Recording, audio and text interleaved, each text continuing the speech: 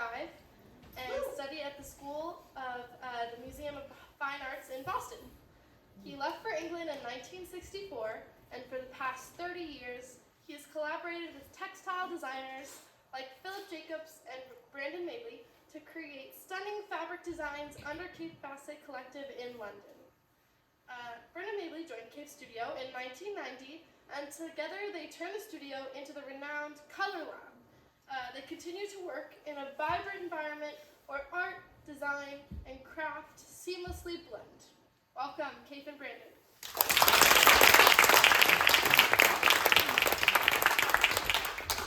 That was a good intro. I hope I can be as interesting. I started out just up the road in Big Sur, and it was a very small community, but there were a lot of artists, friends of my parents, that helped me to blossom and really encouraged me to be an artist at a young age. And I went to an art school in Boston where I got a scholarship, which was very fortunate because I never could have afforded to go there otherwise. And I met a wonderful man called Christopher Isherwood, who wrote a book that became Cabaret, that wonderful film. And he was English, and he made me think of going and seeing where he came from, because he was such an interesting fellow. He was about half my age now, but I thought he was ancient, and if I breathed on him too hard, he would fall over, because he was so old. It is extraordinary when you see somebody with gray hair like mine, and you think of what an old crag. But I feel just as young. I mean, just amazing walking around here and remembering when I was a teenager, and just expressing myself and finding myself, and finding out what was interesting to me, and that color and beautiful forms, and also movement and drama and all of those things that are so wonderful here. I mean, it was fantastic to be in a community of people that really encouraged me to be who I wanted to be, and they were all characters. All the people that came here in my class were just very interesting people that we all, got together and created things, and made amazing drama and dance and artwork. So it's fabulous to be back and to feel that energy, and to see all the tiles up on the memorial and all of that. Just wonderful. Anyway, I was a bit nervous about creating textiles. I thought I was going to be a very serious artist. I was trying to be the next Picasso. I was painting paintings, and I had a big studio, and I was showing in New York and so forth. So I felt that I was like on my way to being a very professional artist, and I was going to be famous for that. But I took a trip through Scotland I met this young designer who was designing fashion, and he said, I'm Scottish, and I'm going to go up to my hometown, and I'm going to find the tartans, the ancient tartans that are my history.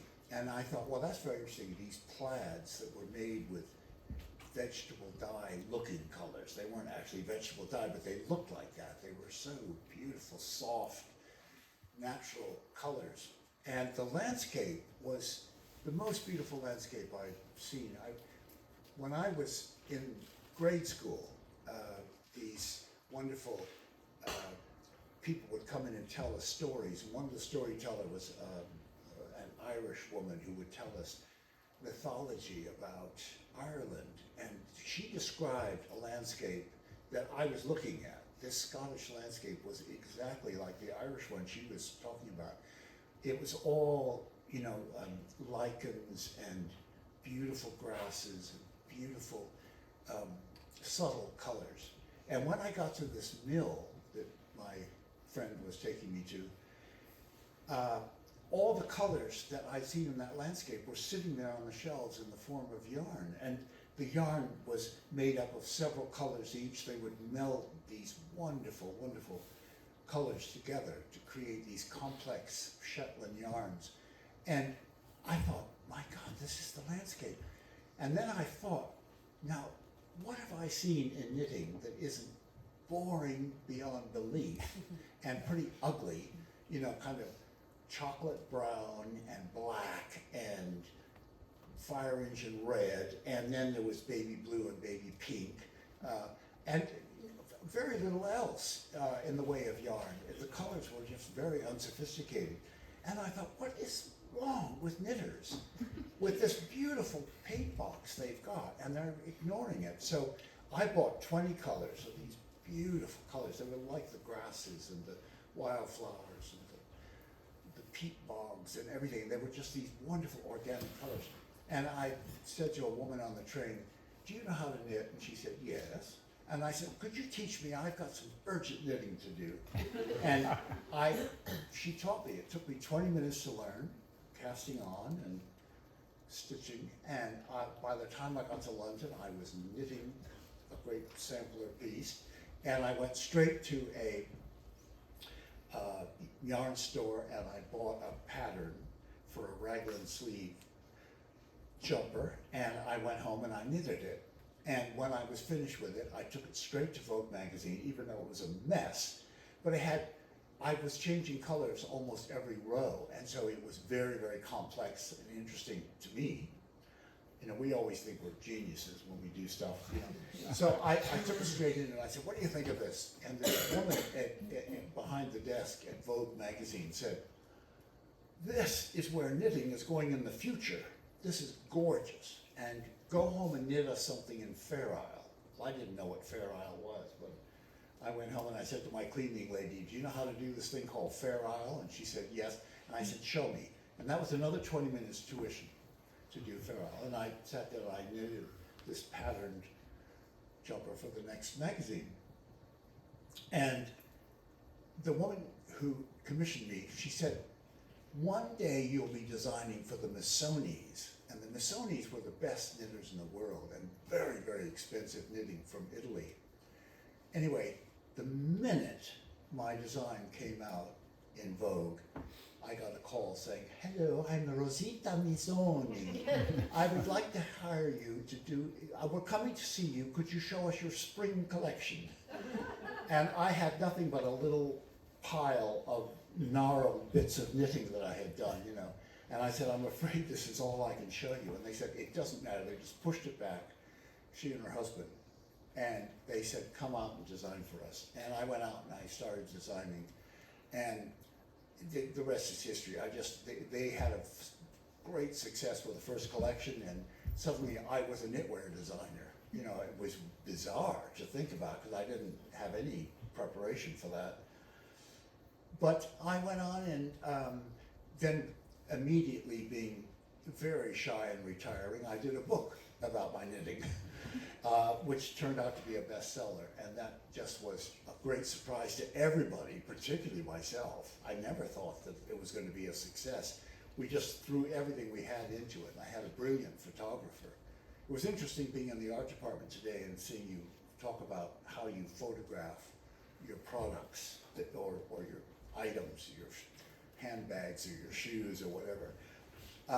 We really had fun. This photographer was so inventive, and we would go out to the parks and we would find a tree that was just covered with blossom, and we would put one of our outfits in front of that tree. We did things that were very unusual at the time.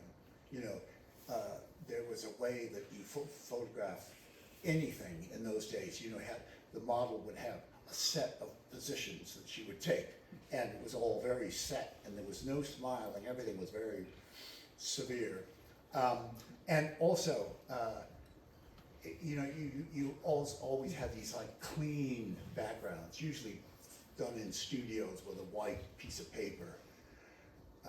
And we went to Malta, and we found old fishing boats and craggy old doors that were peeling, and texture and so forth. So, you know, we had a lot of fun, and we produced a book that ended up being very, very popular. because suddenly people got onto the idea of interesting knitting, that they could do things that were patterns and full of colors, and that caught on. It's changed now. I think knitters are terrified of working with pattern, which is sad. Unless you, now I design a yarn that when they knit it, it comes out in patterns, but they don't have to think about it. They just knit one ball of yarn and out comes a pattern. So that's another sort of story. Anyway, after that, I was really in love with textiles, and I started designing fabrics, and even designing woven fabrics in India was the beginning of getting into the patchwork world, and designing nice prints. And what was wonderful about getting into the patchwork world is it has such a history, particularly here in America. It's a real folk art. So the idea of being able to supply images, I mean, and looking back at ancient images, you know, the old, early American quilts had beautiful textiles in them. So I was able to go back and find ideas and revive interesting ideas from the past. And so that's what I've done ever since. And Brandon came into my studio. He had no art education, and so the two of us are sort of bumbling along, feeling our way, not having had much education in that sense, but just feeling our way and encouraging each other. And I think that's the first thing I would say to any budding artist is to find good company, people that encourage you, that understand what you're doing and don't, I mean, a lot of, my sister is very creative, but she has a lot of friends who think she's far out. What are you doing? Why are you knitting? Why are you making patchwork? You know, they just think everything she does is just hilarious because it's creative, and they're not creative. And so they're downers. So I think it's very important to get rid of those. You know, get over that and get on to people who encourage you, is what I say. So, yeah, Liza Lucy was a rep, a yarn rep, and she used to take my yarn around and talk to people and my books and trying to get people encouraged with me. And she's the one who pronounced my name correctly, because everybody thought, first of all, my first book was called Glorious Knitting, and so Glorious Knits, they called it in this country. And so everybody thought there was this new book on the market by Gloria Snits. And so I was Gloria for a long time. I had to get over that. Anyway, Eliza would go in and say, you've got a safe asset with K. Fassett, and get them saying the name properly. And she was wonderful because she said, I've had a baby and I've done this patchwork quilt for the baby, and you should get into patchwork. And I said, really? You know, isn't that just old clothes sewn together? And she said, oh no, it's much more than that. And she said, you'll be designing textiles one day. So I was able to, with her encouragement, and she sewed my quilts together. I would design them and she would sew them. And we made our first book together. So I've had fun with that. So anyway, if you have questions as we go along, please do shout them out, and I'll do my best to answer them. So we're starting here with just one of my fabrics called Lake Blooms. And when I first started painting, I was only painting white paintings. I wasn't interested in color at all. I was fascinated by white on white. And here's a slightly mixed metaphor, because we've got a brownish table and some neutral colored pots in with the white. But it was that white that fascinated me. And eventually I discovered the Victorian Albert Museum and all these Oriental paintings and Indian paintings, and I realized they were using pattern on pattern, so I really got into the patterns. Here's the very first sweater that I made, and I've purposely opened it out so you can see all the ends hanging out. I didn't know you're supposed to tidy up your act and not have that rubber showing. So under the arms, you could hardly get your arms in because it was all full of ends. But you can see how beautiful the colors were, these very natural colors. And I was changing color very, very often as I moved up. Then I just went on and I knitted for years. I just knitted everything I saw, cave paintings in Turkey or interesting organic mosaics and things that I would see. And I would just copy all of these things in old Japanese and Chinese designs, and all of that came into my work. Old, early Roman mosaics, you can see in there. And I would just knit up these great swatches to see how it knits, to see how it looks when it's actually knitted together. And then I've just recently gotten into all of my swatches I've saved over the years and started crocheting them together to make these kind of blankets. I call them lockdown blankets. I started during the lockdown. That was kind of very, very neutral colors. And here it's getting slightly more colorful, and eventually they got really high jewel colors. But you can see how the colors starting to come in, playing with these different yarns. And then Brandon and I went out to India, to this little village in the middle of the jungle where they wove very beautiful sari fabrics. And I sent them big pieces of knitting that were striped, and I said, try to make some woven fabric that looks like this knitting.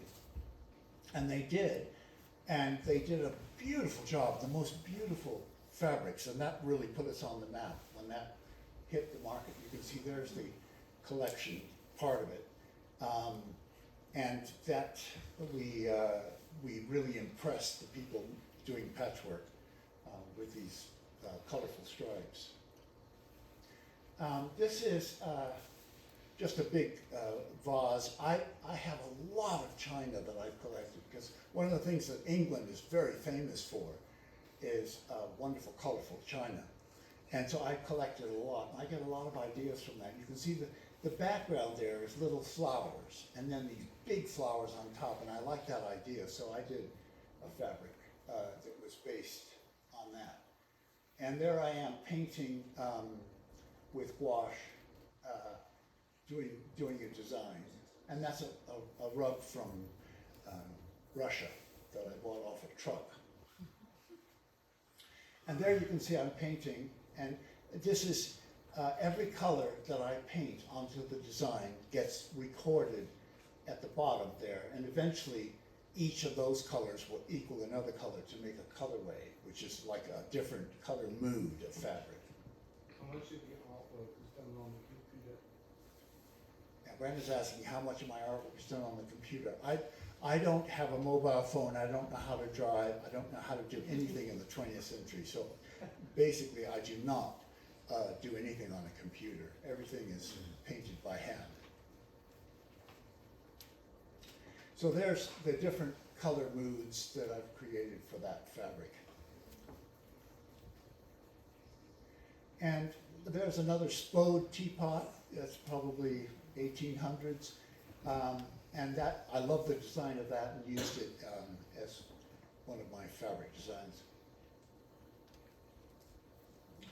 The Kaffe Collective is myself and Brandon and a very fine artist who does beautiful, realistic flowers and feathers and shells and things like that. And that's Philip Jacobs at the end here. Brandon's in the middle and I'm at the other end. And so that's the Kaffe Collective. And Philip brings me his artwork like this, and I spread it all out and decide which ones I'm going to have. And then I do my own colorways based on what the collection is that season. So there you can see, this is a fabric called Japanese chrysanthemum, and this is the artwork with a beige background, just a plain background, and that's one of my colorways that I did for that fabric.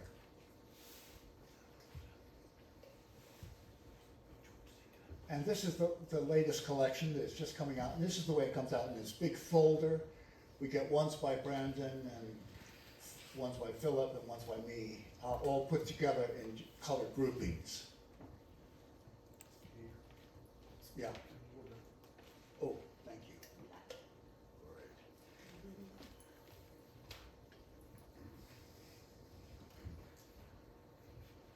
This is another fabric that Phillips, a just recent one that's come out, and I find that very exciting, these big, strong flowers with contrast.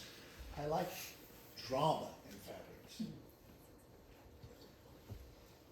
This is one of my favorite objects. It's a great big ginger jar. I can just barely get my arms around it.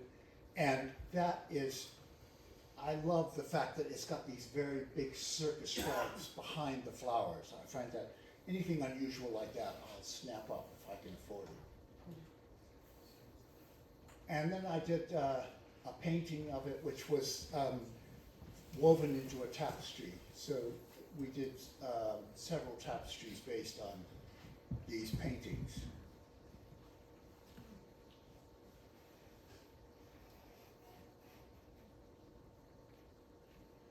Now I get very interesting posts all the time, and one of the things that came to me was a scrapbook of somebody's wedding, and you can see that they used our fabrics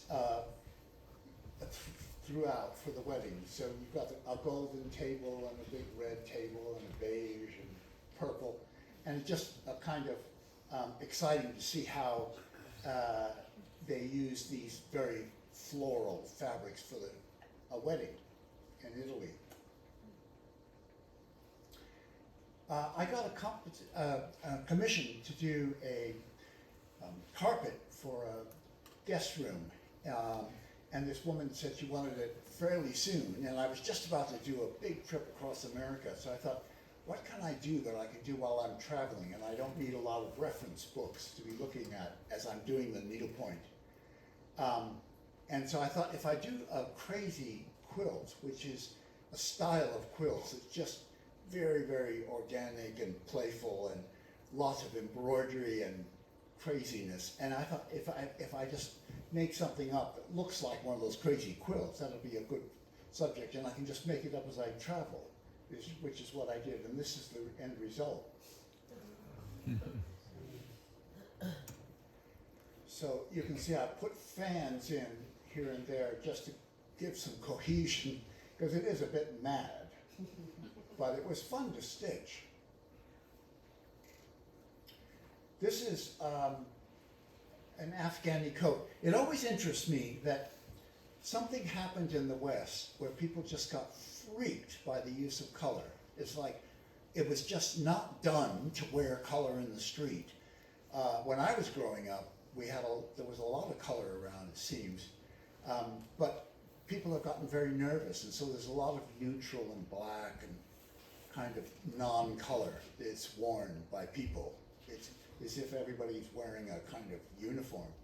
But I love cultures where there's definitely another kind of uniform, and this was an Afghani coat, and you can imagine these guys in Afghan wearing a great big turban and this great big coat. And what I love about it is the coat's like 3 colors, so it's fairly contained. But inside the coat, they have amazing prints. And this is the inside of this coat. Have a look. So you get hollyhocks growing up your armpits. I find that very amusing, to think of these macho guys sitting around with these hollyhocks inside their garments. I love hollyhocks, and this is a mosaic I've done just outside my house in London. Mosaic outside here, downstairs. Yeah, so you can see the mosaic on the outside of the theater that Brandon and I did with the help of a lot of people here. So this is taking that same theme of these great big leaves and these towers of flowers and doing it as a tapestry for a theater in England. And these are chairs that I did. Somebody had phoned me up. She said, I've got 2 vintage chairs, and I know that you love cabbages and roses. And so I was off, and I did one with a dark red background and one with a bright pink background.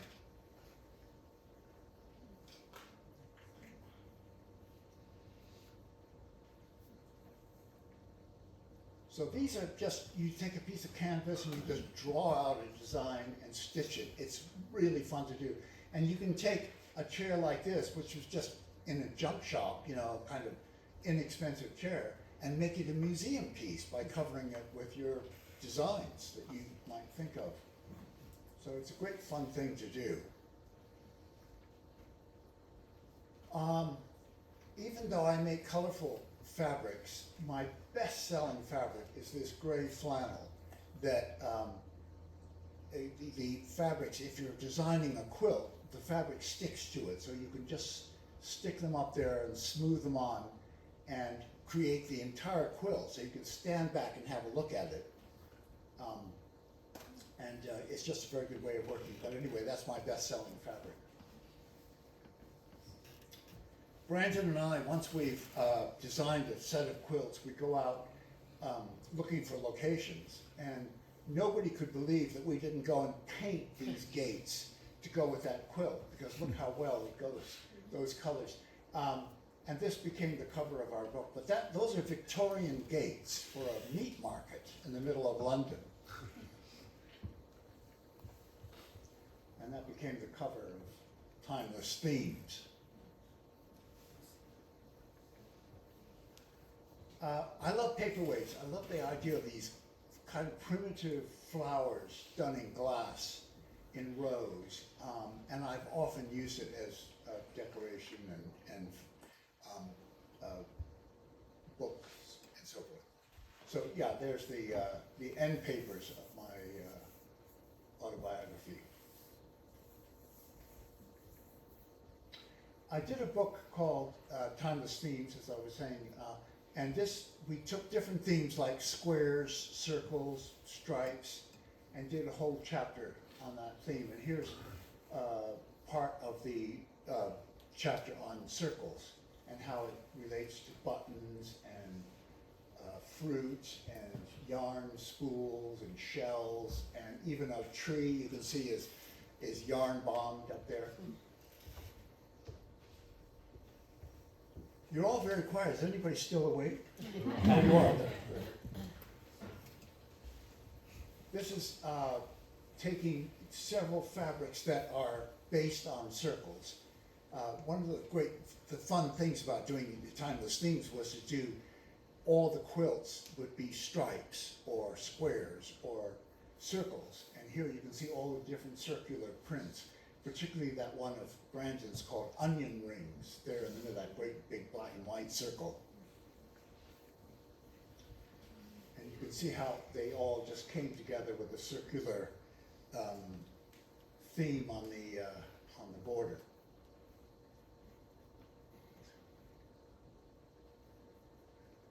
For years, I've tried to get into a big summer show in London called the Summer Show, and it's open to any artists that want to submit their work, but I've never been able to get in. I submit over and over and over, pay my money, and it never comes. But Brandon suggested I put this painting in, and it wasn't even quite finished, but I put it in, and it got in. I couldn't believe it for the first time in years, and it sold. And not only that, but it's going to be on the cover of their calendar this next year, so that's very, very exciting for me. Now this is my parents' restaurant up in Big Sur, and we had a concrete wall, and we decided to jolly it up a bit by doing a mosaic of stones. So I went and I got river stones that were very, very different in scales. We started with the big ones at the bottom, and you can see getting smaller and smaller and smaller, mosaicing them to that concrete wall. I love to window shop, and I was walking around Paris and looking in windows, and I saw this canister, and there is a very, very good idea of contrasting squares. Very simple. I love simple ideas, but when you put them together, they become a complexity, and there's something very exciting about just these squares of concrete, of contrasting colors. So I went and did a knitted bedspread based on that. So this is just 2 colors each block, and you just knit them blocks and then sew them together to create this nice bedspread in cotton.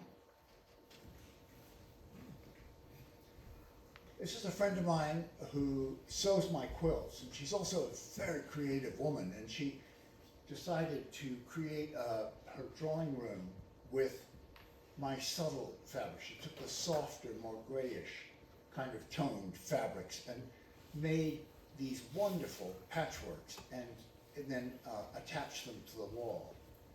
So have a look at this, how it goes with her furnishings.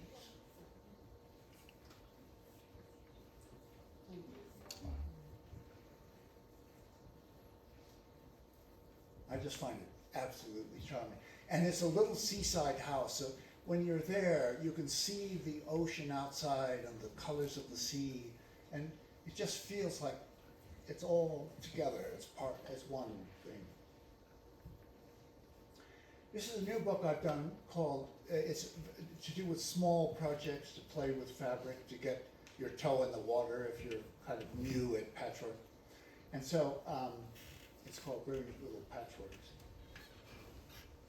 And there's a lot of Brandon's fabrics in there. This is one called Jumble, which is one of our classics. We keep it going year after year, which is very unusual in our industry. Usually fabrics come in, they have one season and they're gone, and you're on to the next one, the next one.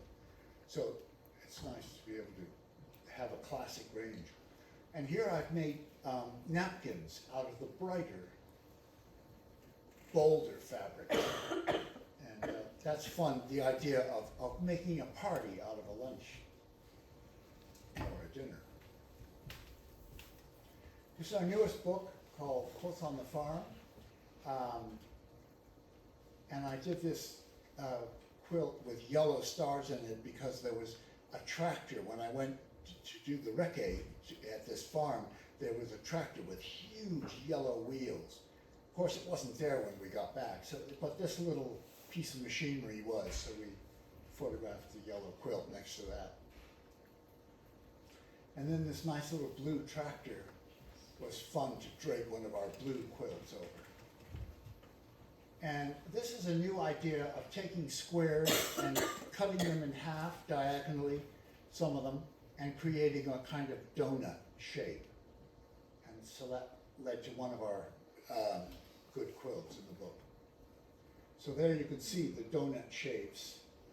And I hung it in a little bit of forest near the farm where there was great big piles of ropes that were covered with mold. So it was quite interesting, the circularness of those big piles with the donut shapes. And this is another quilt that I've done, which has just a series of rectangles sewn together in blocks, and you do it like a weave. And you can see how that goes with the old machinery, the old corroding machinery on the farm.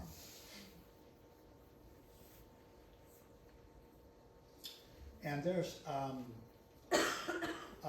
quilt that I did in circular forms called Snowball, because I knew we were going to have these piles of wood on a farm. And so it was nice to relate the circular theme of that to the circular logs.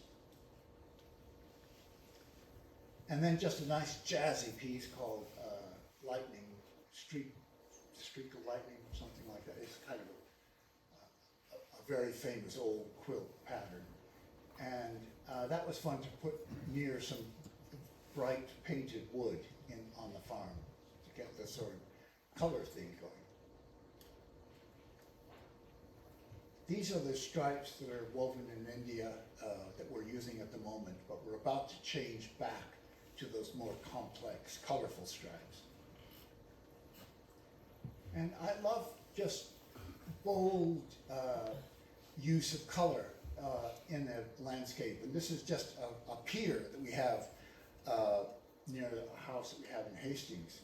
And it's just lovely, the English seaside look of these very, very bright striped cottages. And that kind of relates to this quilt that I did all with striped fabrics. You see I found these nice tiles to photograph it against. Now this is Brandon's latest needlepoint design of an octopus. this is the kind of thing that I collect in my mind, the idea of very interesting uses of color that one would see in a landscape. This is in an Italian fishing village in a little town, but just the idea of these fishing nets that are piled up and they're sort of prune color and makeup color and against old faded blue jean sort of color. That is a wonderful idea to run away with and maybe do a fabric based on that color scheme. This is the same idea that we were looking at before of a block of rectangles. And if you end every one with black, every block of colors, then it creates this wonderful zigzag, which is called rail fence. And there I've done it with my own fabrics. That was an old antique that I was looking at, and then here I've done it with my own fabrics. And then I did it also as a knit, great big throw of knitting. And that's really fun to knit that much color. You're just working across these great blocks of color as you knit across the row. It's really fun to do. Now this is Belgium, where they have this festival, I think every other year. They make a carpet out of living flowers. And it's just very, very thrilling to think of, you know, a beautiful artwork in the middle of town to really light up gray old winter or spring, you know. And that's what it looks like from a distance.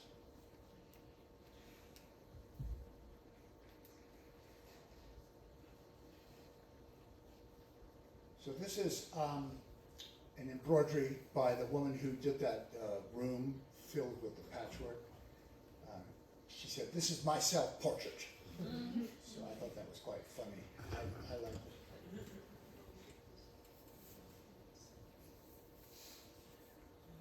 And that's a tin tree in China in a tiny little park, about twice the size of this room. And in the middle of it is this fabulous tree with these enormous tin flowers. I'm just in there for scale, so you can see how big those flowers are. It was really, really thrilling to find that.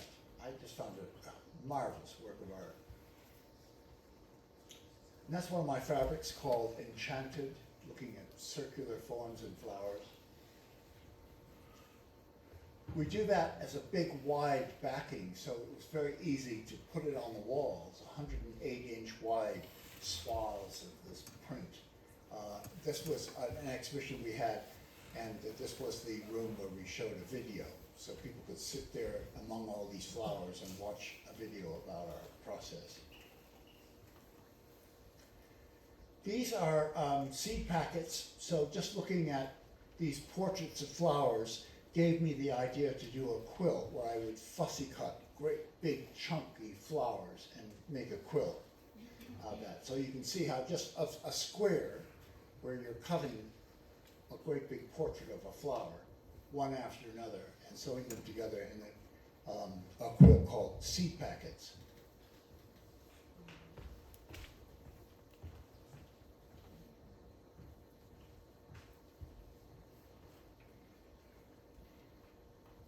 This is Arcimboldo, who's a wonderful old painter from 1500s in Italy who did portraits of people out of flowers or vegetables or tree roots or whatever. Just wonderful, wonderful, amusing portraits.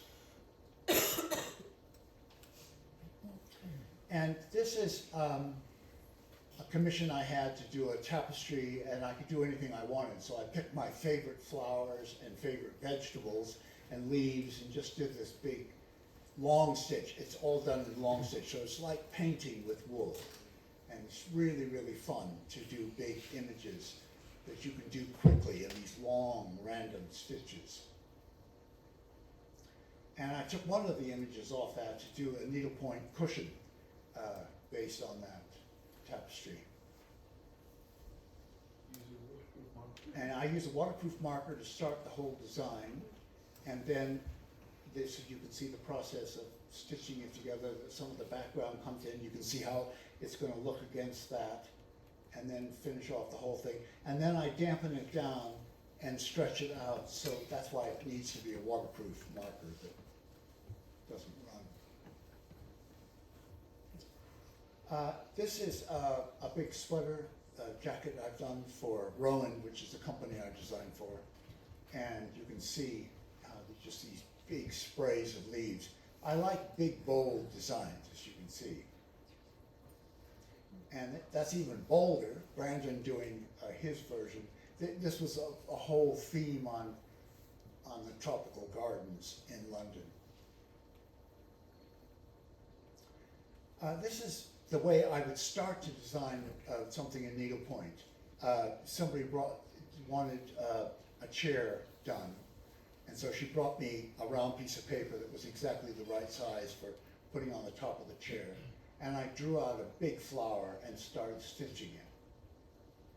And I traced it onto canvas, as you can see there, and then cut that canvas out and sit down and just stitch up the flower. So there you can see it in progress, and my source material here. And there's the two finished chairs, and then she also wanted a long bench with a row of flowers, so that was fun to do. Kate, do you have any help with that, or, because it looks like it takes a long time? I've been doing it for 5,000 years, and so I get pretty quick at it. So it can go amazingly quick. It's if you use a scoop method, some people go in, and they have all day and all year to bloody do it, and I don't. I get on with it. So I do it quicker. Also, because you don't have a telephone. That's right. Wait, so how long would a piece like that take? How long would it take? That took about 3 weeks. And do you do one project at a time, or like multiple, set it down and do another one? I jump all over. Jump over.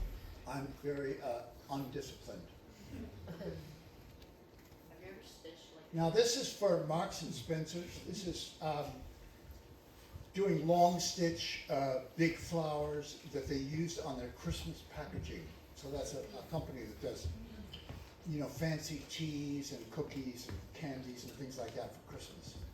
And so there you can see the packaging, beautiful little tin boxes, using a lot of red and gold with the tapestry. Now this was an idea that I did. I did it in these bright colors right near me. But a woman saw that and she said, I love those big leaves, but I could never wear that color. Could you do it in dark, smoldery colors? And I said, I love dark, smoldery colors. I'll do it. And so I knitted this. She said, the only thing is I never wear purple. She never should have mentioned it. My hand kept going to the purple. And eventually I just put it in. I thought, if she doesn't like it, I'll just keep it. And so I knitted this up, and I got my knitter to finish the whole coat and send it to her. And this is what it looked like. And when she saw the coat, I called her up and I said, well, what do you think? Because I hadn't heard from her. She said, I went straight out and bought a pair of purple shoes. So sometimes you win. Now this is another idea, very faded old patchwork that's made out of Tibetan robes. The priests would, have these wonderful pieces, these robes that they would salvage whatever was left. And sometimes the flower is coming up, but mostly it's all kind of disappearing. And so I used a lot of fabrics that were quite close in tone to create a quilt like this called Sunlight in the Forest. So you can see how some of my are merging, and sometimes the flowers are coming up quite distinct. A little bit of tweak different squares. Yeah, and that's 3 different size squares sewn together in columns. So it's quite easy to construct, even though it looks complicated.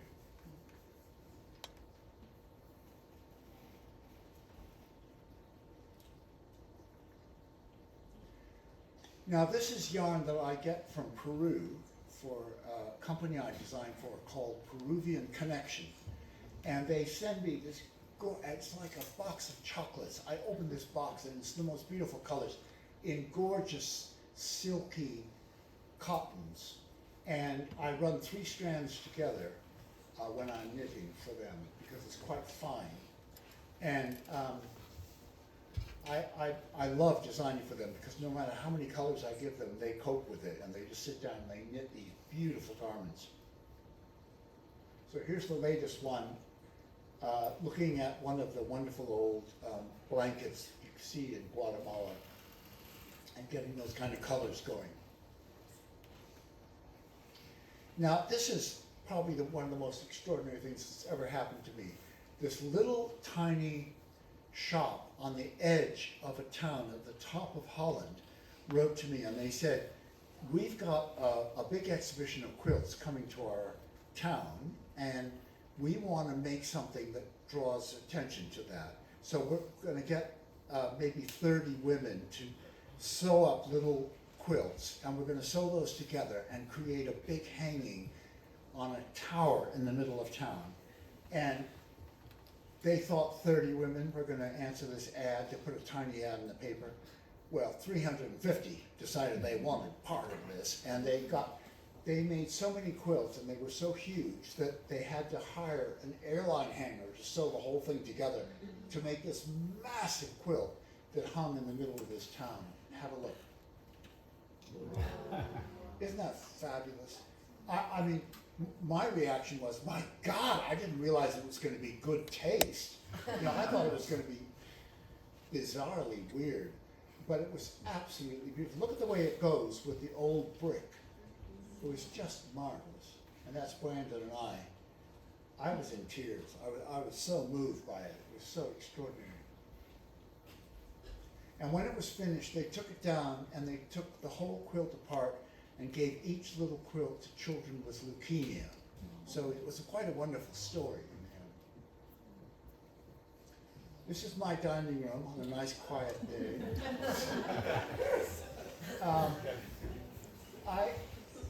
I did a book where I was looking at different themes again, and this was looking at leaves. What can you do with leaves? And I decided to knit great big throws with leaves and how leaves look on china. So I found these wonderful old pots that had leafy plates, leafy vases and teapots and things like that.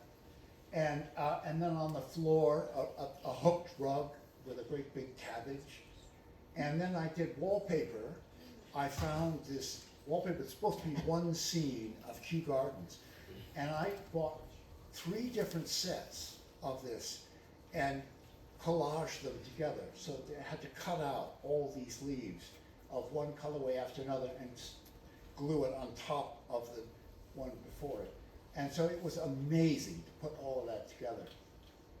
And I had one woman looked at it and said, "Where do you go when you have a headache?" Anyway, I like complexity.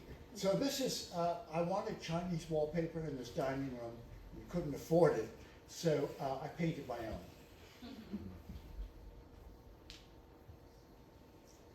And this is a tile bench, and there's like a mile of these benches. Every bench is different, but using the same colored tiles and the same half square triangle. And so it was quite interesting. Brandon, of course, is wearing exactly the right t-shirt as he sits there. And this guy is wondering, what the hell are they photographing? I love boldness, and these are designs that are just 2 colors and 3 colors, very, very simple. A lot of my designs are very, very complicated, but I've gotten simpler lately because I realized that each of my fabrics is cut up and sewn to other fabrics to create a picture. So each one doesn't need to be complicated. It could be quite simple. So anyway, this is a restaurant near us with the floor of that design. And these are coffee bowls, French coffee bowls that I bought in an antique shop in Morocco, and brought them back and did this painting of them. And then Brandon took an old brown chest of drawers, ugly as sin, and painted it to make this wonderful creation, like a sort of primitive African beadwork or something. So that was quite exciting to do with just a ordinary old chest of drawers. And I love doing these puzzles, and so Brandon grabbed the idea of doing a knit based on these puzzles. So that's his black and white knit. And there's another sweater of Brandon's, inspired by horse's ass. These are pearly kings and queens, and they're the folk art of England. I don't know if you've ever heard of them, but they take these old Victorian suits and cover them with pearl buttons. And look how inventive and beautiful they are. I absolutely love it. I love that little prince with his little cap. This is Italy, just a fabulous use of red and white. I find, sometimes two colors can be just absolutely stunning if there's enough of it and it's complex enough to create that wonderful image. These are buttons I've designed, like on my shirt today. I've got some of those buttons. I like a button that's like a little jewel, a little kind of mosaic that you can pick out rather than just a lump of brown or black. So it's sort of fun to make buttons that are playful. These are all Brandon's fabrics that I used as a collage for a big exhibition we had called The Power of Pattern. And what we did was we were celebrating the Kaffe Collective, which is Brandon, myself, and Philip Jacobs, and taking all of our artwork down and covering the exhibition with like wallpaper of the artwork, and then inviting artists from all over the world to show us the quilts they've made with our patterns over the years. And then I made a floor. And they photographed it and printed it onto linoleum of patchwork. But you can see the quilts are from all over. This is two from Australia here, and just amazing. It was a wonderful show. Downstairs it was all dark teal with rather jewel-like colors, more up palette. And then I did a tumbling block design on the floor, which was printed again on the linoleum. You took what done in this. Yeah, the end piece of the planets is done by a fellow in Taiwan who makes these incredible images of huge goldfish or huge flowers or planets or whatever out of collages of our prints put together to create light and dark. I mean, it's quite bizarre and wonderful what he does. So there's the upstairs room, which most people like more than anything else in the show. It's just showing our artwork and how those bars of color at the bottom are the different art, the different colorways that we've done on each fabric. And people spent hours in there looking at these artworks. This is a very classic room in Sweden. The exhibition went on to Sweden, and they had this very classic room called Anne's House. And that was part of the museum where we showed. And they said, do you want to take Anne's house and just do whatever you want to do with it? And I said, can I take out half the stuff and put in my own stuff? And they said, absolutely. So I filled it with paintings and patchwork and needlepoints and knits. So you can see there's a knit over the table and a big painted screen. And here's the actual room. So you can see how it went from being this classic room with just a bit of blue and white design in it to something so colorful and crazy, even those two big cabbages. Brandon looked at that painting and said, I think that's Dolly Parton. But anyway, it was just so much fun to bring that kind of sunlight and happiness into that museum, and they absolutely loved it. They had 1,000 people a day visiting the exhibition, so it was a huge success. This is my living room with big white doors that I painted with blue and white portraits of my favorite china. And I store all my quilts inside, you can see.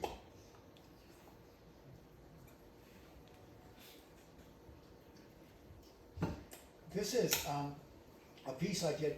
They wanted an artwork to go in front of a big festival. And I thought, instead of just doing something nice and simple and good taste, I would just get everything that was high color and big, strong patterns. Like this is great big swaths of knitting and patchwork and needlepoint and all sorts, just all jumbled together to create a very strong visual image that you couldn't just figure out the minute you looked at it. You would have to study it for a minute or two. And this is a book I've done on my studio, because a lot of people, when I give a talk like this, would say, what's the address of your studio? Can we come and see it?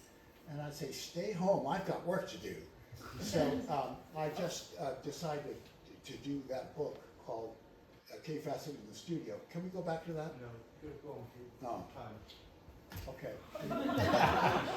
All right, I'm out of time. I'm sorry, I'm taking up far too much time. But anyway, this is the Queen, and she loves to wear,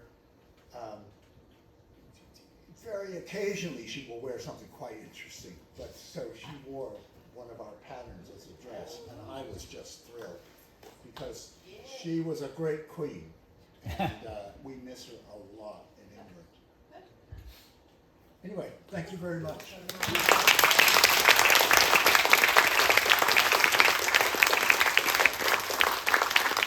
I can see and not be blinded. Is it possible to see the audience or not? Do we have time for questions, Claire? Yeah. Sure. We have time for 3 questions. Yeah, sure. Yeah. Yeah, I have those questions. yeah, right here. It's a short question. For both of you guys, what's your guys' favorite color? Well, we don't have a favorite. What's your favorite child? I say to women usually, who have a brood of children, they wouldn't dare say what their face was. No, it's like color to us is breathing. So, like, what's your favorite breath? Okay, Like this one or the last one? No color ever sits alone. Yeah, No color ever sits alone. but thank you for the question anyway. Colt, Yes. have you ever done like needlework of a person's like face, like of a person? Like a Have you ever done needlework of Or a like- person's face, a portrait? Yeah. I did some faces, and I love it. It's really a good thing to do. I've done some very oriental faces that are very stylized, but I've also done quite realistic, from more realistic forms. Yeah, you. Is there like a price per yard for your fabrics? Is there a price per yard? Oh, definitely. Like the range. Oh, I think they're about $10, $15 a yard. Yeah, There's a big store down in Carpinteria called Roxanne's Wish and a Dream. yeah. The whole store is based on our fabric. They also There's a store sell in, store in Ventura that sells our fabric. Yeah. Fabric Town. Oh, yeah. But you guys could go paint your own. I saw some wonderful stuff happening in the art department. You guys are going to do wonderful things. I can just, it's exciting to think about. Painting your own backgrounds and things. Yeah, Alex. What, if someone asked you what your biggest accomplishment has been, I know it's probably hard. Well, it's very funny because I was asked that on a documentary that was being made about me, and they said, of course it's your show at the V&A, isn't it? And the strange thing is, when I got that show at the V&A, and I was like the first textile artist to have a one-man show there, I wasn't that impressed. I thought, okay, here's another show. Very blasé, but I don't know. I would think one of the biggest things that's ever happened to me is a rose is named after me. That's big. Yeah. You also have a medal from the Queen. Yeah, that's true. It's very interesting because it's a member of the Empire. So I'm a member of the Empire, which is interesting for an American to get something like that from the Queen. Before she went, she gave me a nice medal. What's the name of the rose? Fassett Rose. Oh, What color is it? And you can get it Where here. is it? what color is it? What color is it? It starts out quite rich, deep pink, and it gets paler and more antique as it blooms. Does that have a picture? The next project day we're planting Kaffe. How did it come to be named like after you? Yeah, a lot of work and money went into it. Now, You can get it here in the US. Yes. Did you meet the Queen? Did I meet the Queen? Yeah. Yes. Do you want to know about that? Yeah, I met her at a party, and it was a party given for famous people, people that had accomplished things, Americans that had accomplished things in England. So there were all of these high-powered politicians, and the head of the press association, all these, and then directors and authors. And at the bottom of the list was Kate Fassett, needlepoint knitter.